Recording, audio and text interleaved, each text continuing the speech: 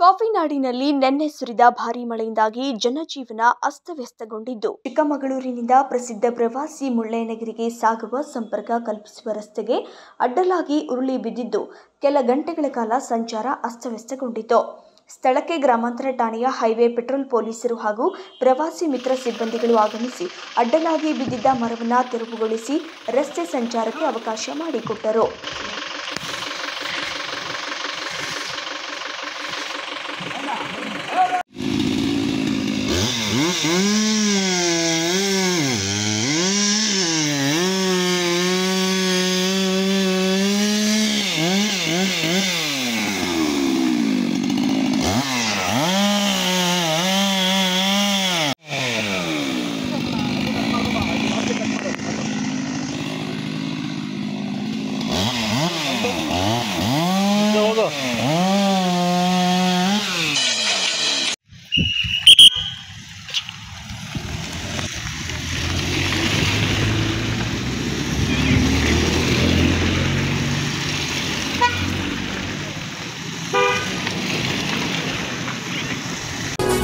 ಸುದ್ದಿ 18 ಸದಾ ನಿಮ್ಮೊಂದಿಗೆ.